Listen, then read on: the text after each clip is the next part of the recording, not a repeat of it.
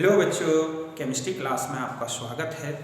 आज मैं आपके लिए जो टॉपिक स्टार्ट कर रहा हूं और ये टॉपिक है मेरा enthalpy change in phase transition. Okay, तो देखो बच्चों, phase transition means the process by which substance changes from one physical state to another physical state.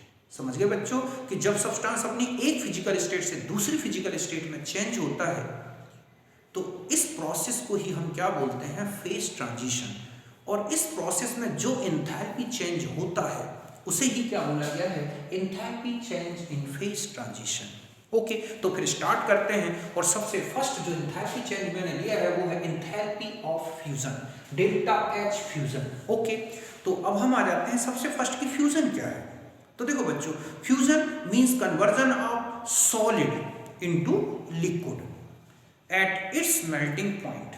जब कोई भी सब्सटेंस, कोई भी सॉलिड अपने मेल्टिंग पॉइंट पर अपनी सॉलिड स्टेट से किस में चेंज होता है, लिक्विड स्टेट में, तो इसे हम बोलते हैं फ्यूजन। ये जो प्रोसेस होती है एंडोथर्मिक होती है, इसमें सिस्टम हीट को अब्सॉर्ब करता है। तो ये जो हीट है इस प्रोसेस में पर मोल सब्सटेंस द्वारा कितनी अब्सॉर्ब की गई वही क्या कहलाती है बच्चों, ठीक है, enthalpy of fusion means the amount of heat required conversion of one mole of solid into liquid state eight its melting point. समझ गए बच्चों कि जब कोई सब्सटेंस अपने मेल्टिंग पॉइंट पर हो और अपने वन मोल को किस में कन्वर्ट करे, लिक्विड स्टेट में। कहां से, सॉलिड से लिक्विड स्टेट में। तो इस प्रोसेस में जितना एनर्जी या हीट की जो अमाउंट लगती है उसे ही हम क्या बोलते हैं, enthalpy of fusion. The amount of the heat required when one mole of substance converted from solid to liquid at its melting point, तो वही कहलाता है एंथैल्पी ऑफ फ्यूजन। सपोज या फॉर एग्जांपल H2O सॉलिड, ये क्या है, ice, और ये कितना है, 80 ग्राम। हम इसको सॉलिड से इसकी लिक्विड स्टेट में चेंज करें तो H2O की जो फ्यूजन एंथैल्पी है वो है 1.44 किलो कैलोरी पर मोल। तो फ्यूजन एंथैल्पी को हम इस तरह ले सकते हैं कि delta H fusion is equal to हो गया 1.44 किलो कैलोरी पर मोल। या जूल में लें तो जूल में ये वैल्यू होती है 6.023 किलो जूल पर मोल। तब एक मोल मींस 18 ग्राम H2O की सॉलिड से किस में कन्वर्ट हो जाएगा बच्चों, लिक्विड स्टेट में। अब आता है कि एक लेटेंट हीट ऑफ फ्यूजन होती है और ये है, आपने देखा, ठीक है, enthalpy of fusion. Latent heat of fusion means होता है कि the amount of heat required for conversion of 1 gram solid into liquid at its melting point. मतलब 1 ग्राम सॉलिड को लिया जाए और उसके मेल्टिंग पॉइंट में रख के और उसको लिक्विड स्टेट में चेंज किया जाए तो जितना एंथैल्पी या जितनी हीट रिक्वायर्ड होगी वो कहलाती है लेटेंट हीट ऑफ फ्यूजन। तो ये जो है ये तो जूल पर ग्राम में है या कैलोरी पर ग्राम में है, और उसको तो लेटेंट हीट ऑफ फ्यूजन को अगर हम एंथैल्पी ऑफ फ्यूजन से रिलेटेड करें तो ये रिलेशन होता है कि enthalpy of fusion is equal to latent heat of fusion into molecular mass of substance. मतलब जिस सब्सटेंस की आप लेटेंट हीट ले रहे हैं उसका मॉलिक्यूलर मास। तो ये होता है, ये अगर हम लेते हैं जूल पर ग्राम में, और ये होता है, हम जानते हैं इसकी यूनिट होती है ग्राम पर मोल में। तो हमारे पास यूनिट आएगी जूल पर मोल, या हम कह सकते हैं कैलोरी पर मोल। ओके, तो लेटेंट हीट का ये रिलेशन है। तो यहां तक फिर आप नोट करें।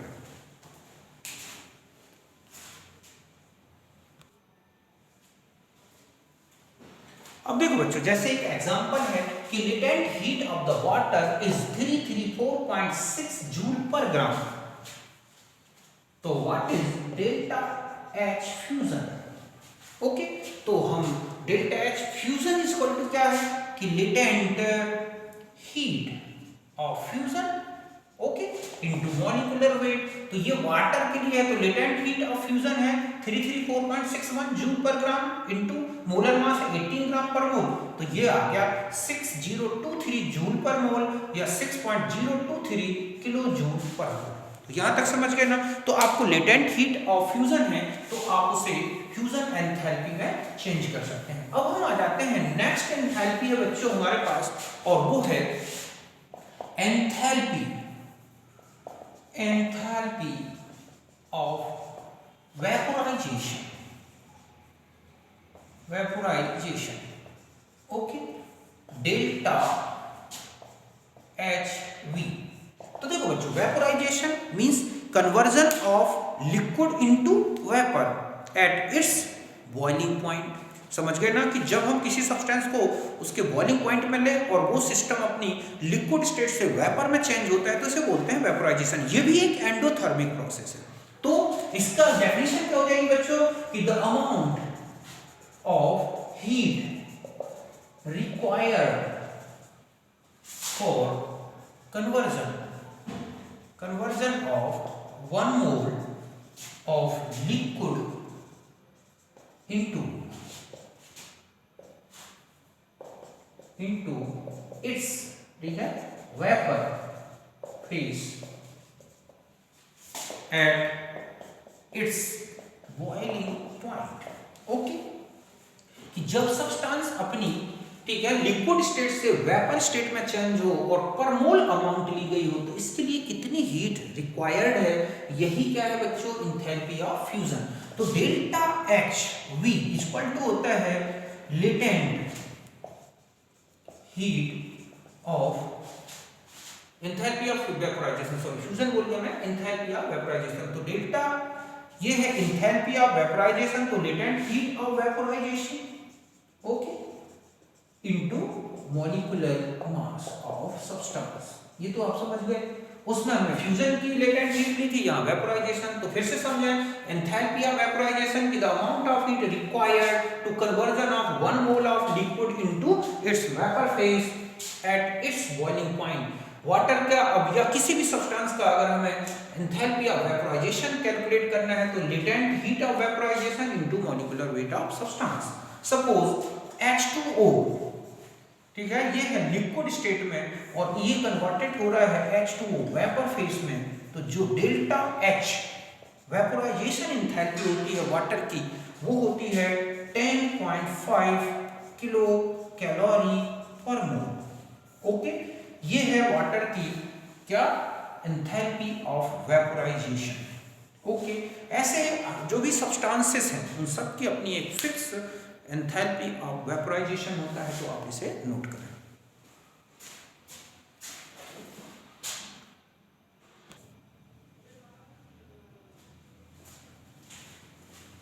अब देखो बच्चों, नेक्स्ट आ जाते हैं enthalpy of sublimation, delta H S U P. तो देखो, sublimation means conversion of solid direct into vapour phase.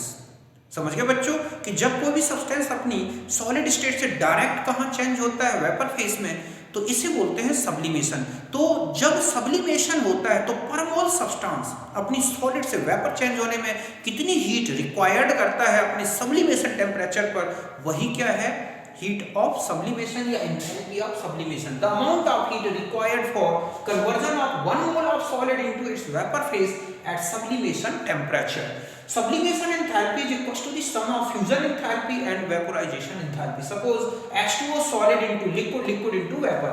So direct converted into solid to vapor. तो ये प्रोसेस में आप देख रहे हैं पहले फ्यूजन हुआ फिर वेपोराइजेशन हुआ। तो टोटल एंथैल्पी ऑफ सब्लिमेशन क्या हुआ बच्चों, delta H fusion plus vaporisation. हम दोनों को ऐड कर दें तो सब्लिमेशन एंथैल्पी कैलकुलेट हो जाएगी। अब ऐसे सब्सटेंस जो डायरेक्ट ही बिना लिक्विड में चेंज हुए कहाँ जाते हैं अपनी वेपर फेज में सॉलिड से, तो उनकी सब्लिमेशन एंथैल्पी हमें अगर उनकी वेपोराइजेशन एंथैल्पी और फ्यूजन पता है तो जो ऐड करके निकाल सकते हैं, डायरेक्ट भी कैलकुलेट कर सकते हैं, वो क्वेश्चन में दे रखा होता है। तो यहाँ तक बात समझ गए होंगे। मैं समझता हूँ तीनों एंथैल्पीज आप अच्छी तरह से समझ गए, तो यहां तक आप इसे नोट करें।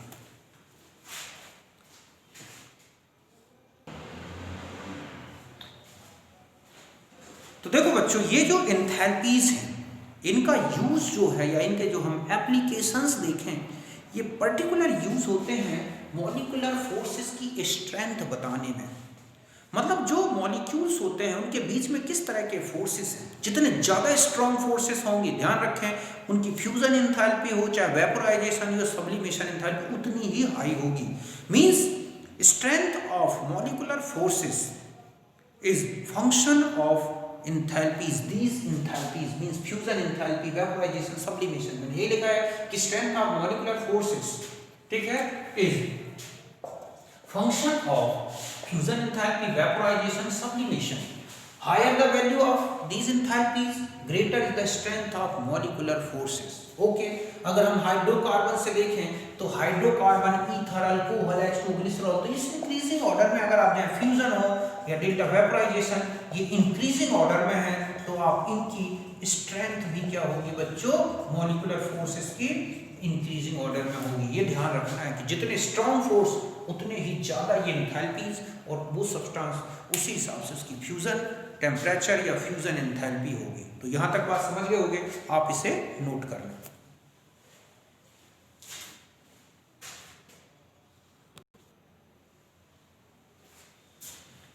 अब देखो बच्चों, एक है okay enthalpy of ionisation. Ionisation मतलब होता है कि स्प्लिटिंग ऑफ आयंस, ठीक है, फ्रॉम मॉलिक्यूलर आयोनिक कंपाउंड। अगर मॉलिक्यूलर आयोनिक कंपाउंड है तो उसके आयंस को एक दूसरे से बिल्कुल स्प्लिट होना है, अलग अलग होना है, तो उसके लिए क्या एनर्जी लगती है, उसे हम बोलते हैं enthalpy of ionisation. Means the amount of heat required for ionisation of 1 mole of substance, ठीक है, तो उस 1 मोल ऑफ सब्सटेंस के आयोनाइजेशन में कितनी हीट लगी, वो ही क्या कहलाएगी बच्चों, एंथैल्पी ऑफ आयोनाइजेशन। अगर एक सॉलिड है तो सॉलिड की जो आयोनाइजेशन एंथैल्पी है ना बच्चों, वो उसकी लैटिस एनर्जी के बराबर होगी अगर उसे गैसियस स्टेट में बिल्कुल फ्री किया जाए। मीन जैसे NaCl सॉलिड है, हम इसे Na+, ठीक है, गैस और प्लस Cl गैस में चेंज करें, तो यहाँ पर जो लैटिस एनर्जी है -751 किलो जूल, यही इसकी पॉजिटिव ले ली जाए तो ये क्या होगी इसकी बच्चों, आयोनाइजेशन एनर्जी। जस्ट ऐसे एक्वस मीडियम में HCl की जो आयोनाइजेशन एनर्जी है वो 75.2 किलो जूल पर मोल है, तब वो H+ और Cl- में टोटली फर्नेस्ड हो जाएंगे, अलग अलग हो जाएंगे, और ये इसकी आयोनाइजेशन एंथैल्पी है। तो आयोनाइजेशन एंथैल्पी डिपेंड करती है कि ये इनके आयंस के चार्ज क्या है, मतलब ionisation energy directly proportional to the charge of ions and inversely proportional to the size of ions. Ion की साइज बड़ी है तो आयोनाइजेशन एनर्जी कम होगी, चार्ज ज्यादा है तो आयोनाइजेशन एनर्जी ज्यादा होगी, तो ये ध्यान रखना है। ओके, तो चार्ज पॉजिटिव चार्ज हो या नेगेटिव चार्ज बढ़ेगा तो ये बढ़ेगी, साइज चाहे एनाइन की हो या कैटाइन की, ये डिक्रीज होगी। तो यहां तक आप नोट करें।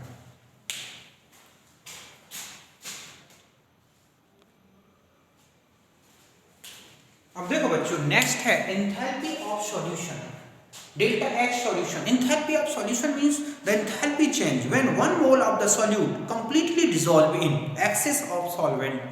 समझ गए बच्चों कि जब सॉल्वेंट एक्सेस में लिया जाए और उसमें 1 मोल सॉल्यूट को डिसॉल्व किया जाए कंप्लीटली, तो जो भी एंथैल्पी चेंज होगा चाहे वो पॉजिटिव हो या नेगेटिव, उसे हम बोलते हैं solution enthalpy. The enthalpy change when 1 mole of the solute is dissolve completely in excess of solvent. Suppose NH4Cl solid H2 में डिसॉल्व हुआ तो इसका एंथैल्पी चेंज है +3.90 किलो जूल पर मोल, तो ये सॉल्यूशन एंथैल्पी है NH4Cl की। ध्यान रखना, सॉल्यूशन एंथैल्पी जो है लैटिस एनर्जी और हाइड्रेशन एनर्जी का सम है। तो लैटिस एनर्जी पॉजिटिव होती है, हाइड्रेशन एनर्जी जो है नेगेटिव होती है। मीन सब्सटेंस को यही इसकी आयोनाइजेशन एनर्जी दी है। ध्यान रखें, लैटिस एनर्जी की पॉजिटिव वैल्यू ली जाए, क्योंकि जब सब्सटेंस डिसॉल्व होगा तो पहले आयोनाइज्ड होगा, तो हम ये कह सकते हैं यहाँ पर कि जो आयोनाइजेशन एनर्जी है सब्सटेंस की, समझ गए ना, वही या इसकी लैटिस एनर्जी की पॉजिटिव वैल्यू बोली जाए। और हाइड्रेशन एनर्जी, हाइड्रेशन होता है water surrounded by the solvent molecule is called hydration, ये एक्सोथर्मिक प्रोसेस है, तो ये नेगेटिव होती है, पॉजिटिव। तो सॉल्यूशन एंथैल्पी नेगेटिव भी हो सकती है, positive. Solution enthalpy negative means hydration energy greater than lattice energy, तो इसे बोलते हैं एक्सोथर्मिक सॉल्युबिलिटी।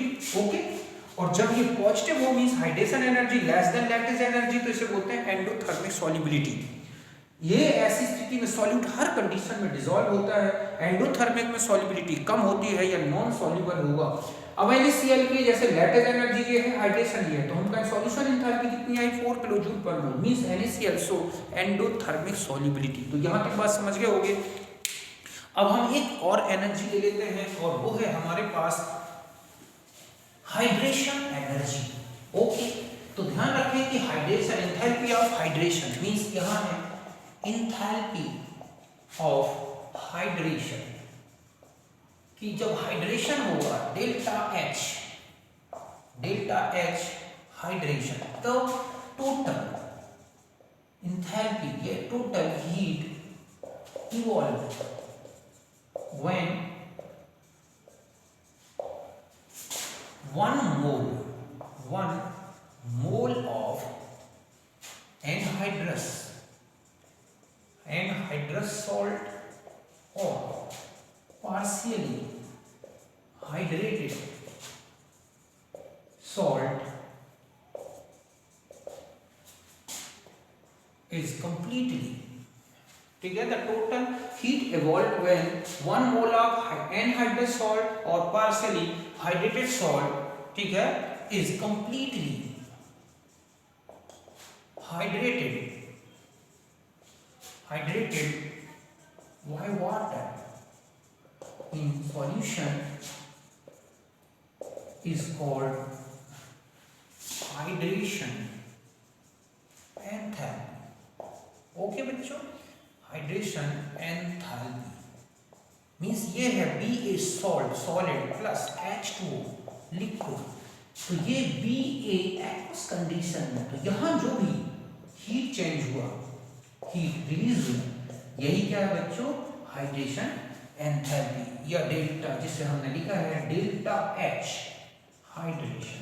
ध्यान रखें कि हाइड्रेशन एंथैल्पी कैसे कैलकुलेट करें, तो delta H hydration is equal to होता है hydration enthalpy of solution enthalpy of partial enthalpy of anhydrous solution, enthalpy of anhydrous salt minus solution enthalpy of partial hydrated salt। Okay, तो जो anhydrous salt है उसकी anhydrous condition में solution enthalpy क्या है, और solution enthalpy of partial hydrated salt, इससे calculate करें तो आप पहले से लिखें।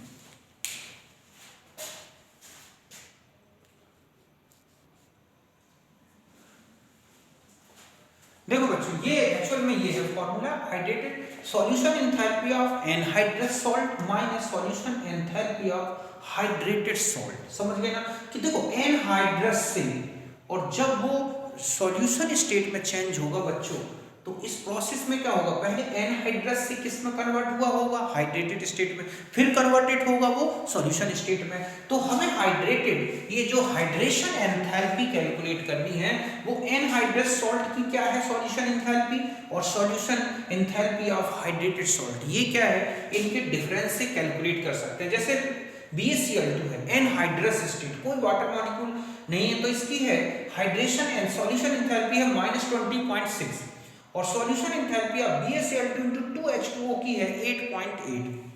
तो BaCl2, ये है BaCl2 की हाइड्रेटेड या हाइड्रेशन एंथैल्पी कैलकुलेट करें कि डेल्टा H हाइड्रेशन एंथैल्पी, तो -20.6 -8.8, तो ये आ गई -29.4। तो फिर से समझें कि सॉल्ट का कंप्लीट हाइड्रेशन होता है या partial hydrated salt complete hydrated होता है, तो इसमें जो भी एंथैल्पी इवॉल्व होती है उसे हम बोलते हैं क्या, एंथैल्पी ऑफ हाइड्रेशन।